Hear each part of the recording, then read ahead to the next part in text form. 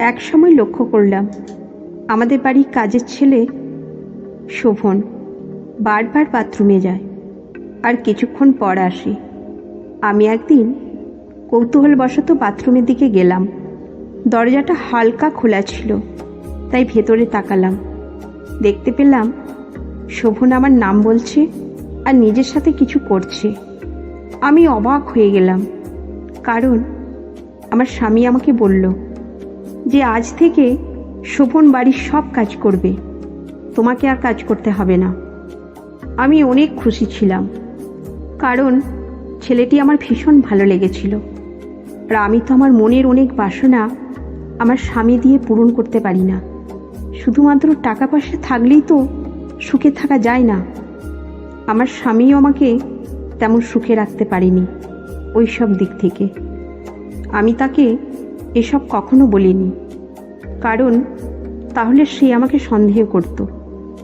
আমি অনেক আগের থেকেই মনে মনে কাউকে খুঁজছিলাম, যা আজকে আমার স্বামী না জেনে নিজেই এনে দিয়েছে। আমি সিদ্ধান্ত নিলাম এই ছেলেকে আমার জীবনের অংশ করে তুলব। আমার নাম সুমি। আমি একটি সাধারণ মধ্যবিত্ত পরিবারের মেয়ে। বিয়ের পর আমার স্বামীর সাথে শ্বশুরবাড়িতে এসে উঠি। আমার স্বামী রাজেশ একজন প্রতিষ্ঠিত ব্যবসায়ী। আমাদের জীবনে আর্থিক সচ্ছলতা থাকলেও রাজেশের ব্যস্ত জীবন আমার একাকিত্বকে বাড়িয়ে তুলত। দিনের বেশিরভাগ সময় আমি একা থাকতাম। একদিন রাজেশ হঠাৎ বলল, সুমি, আজ থেকে শোভন নামে এক ছেলেটি আমাদের বাড়ির সব কাজ করবে, তোমাকে আর কোনো কাজ করতে হবে না। আমি প্রথমে একটু অবাক হলাম, কিন্তু ভেতরে ভেতরে খুশিও হলাম, কারণ শোভনকে প্রথম দেখাতেই আমার মনে অন্যরকম একটা অনুভূতি হলো। সে খুব সাদামাটা, সরল এবং ভালো মনের ছেলে মনে হলো। আমি বুঝতে পারলাম না কেন, কিন্তু শোভনকে দেখে আমার মনের ভেতর এক ধরনের উত্তেজনা কাজ করতে লাগলো। শোভনের সাথে প্রথম পরিচয় ছিল খুবই সাধারণ। রাজেশ সকালে কাজে চলে যাওয়ার পর আমি শোভনকে বাড়ির বিভিন্ন জায়গায় দেখিয়ে দিলাম। তুমি কি রান্না করতে জানো? আমি জিজ্ঞাসা করলাম। শোভন বিনয়ের সাথে উত্তর দিল, জি দিদি, আমি সব ধরনের রান্না করতে পারি। আমি বললাম, তাহলে আজ থেকে তুমি রান্না শুরু করো। দুপুরে রাজেশ আসবে খেতে, তখন তোমার রান্না দেখতে চায়। শোভন রান্না করতে শুরু করলো, আর আমি পাশে বসে তার রান্না দেখছিলাম। মাঝে মাঝে লক্ষ্য করলাম সে আমার দিকে তাকিয়ে থাকছে। আমার মনে তখন অদ্ভুত এক অনুভূতি কাজ করছিল। কয়েকদিন এভাবেই কাটল। শোভন তার কাজ খুব মনোযোগ দিয়ে করত, আর আমি তাকে সাহায্য করতাম। একদিন রাজেশ কাজে চলে যাওয়ার পর আমি শোভনের সাথে রান্নাঘরে কাজ করছিলাম। আমি ইচ্ছাকৃতভাবে শর্ট ড্রেস পরে এসেছিলাম, যেখানে তার সাথে ঘনিষ্ঠ হতে পারি। শোভন রান্না করছিল, আর আমি তাকে সাহায্য করছিলাম। এক সময় লক্ষ্য করলাম সে আমার দিকে বারবার তাকাচ্ছে। আমি তার এই তাকানোর মধ্যে অন্যরকম কিছু অনুভব করছিলাম। মনে মনে ভাবলাম, কি হবে যদি আমরা একটু ঘনিষ্ঠ হই। একদিন সকালে রাজেশ কাজে চলে যাওয়ার পর আমি রান্নাঘরে কাজ করছিলাম। শোভন বাথরুমে চলে গেল। কিছুক্ষণ পর আমি কৌতূহলবশত বাথরুমের দিকে গেলাম। দরজাটা হালকা খোলা ছিল, তাই ভেতরে তাকালাম। দেখতে পেলাম শোভন আমার নাম বলছে এবং নিজের সাথে কিছু করছে। আমি অবাক হয়ে গেলাম এবং মনে মনে খুশি হলাম, কারণ আমি এমন একটা দিনের অপেক্ষায় ছিলাম।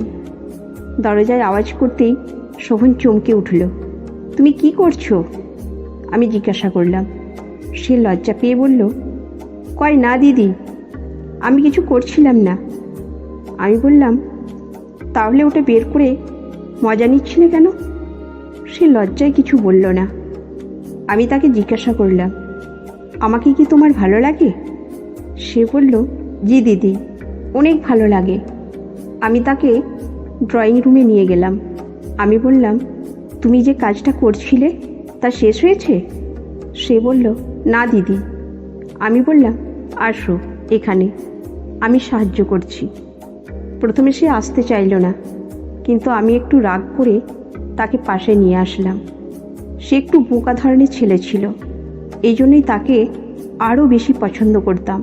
তারপর আমি তার প্রতি আমার স্নেহ এবং ভালোবাসা প্রকাশ করলাম।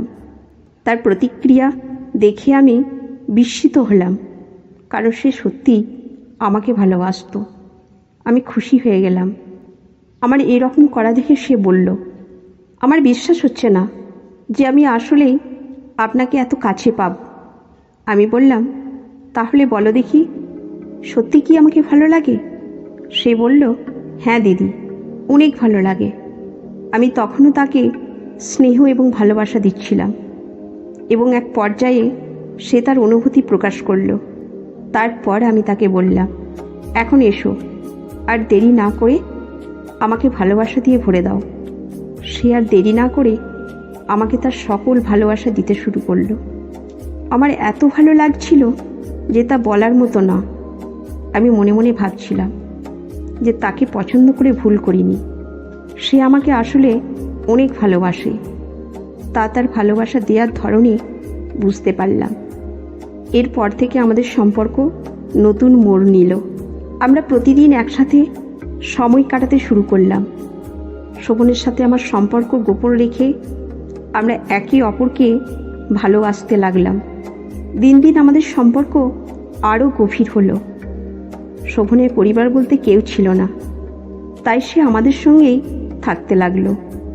আমরা আমাদের দেশের বাড়িতে গেলে তাকেও সঙ্গে নিয়ে যেতাম। শোভন আমাকে খুব ভালোবাসত, আমিও তাকে ভালোবাসতাম। আমরা এমনভাবে থাকতাম যেন কেউ কিছু বুঝতে না পারে। আমাদের গোপন সম্পর্কের দিনগুলো খুব সুন্দর ছিল।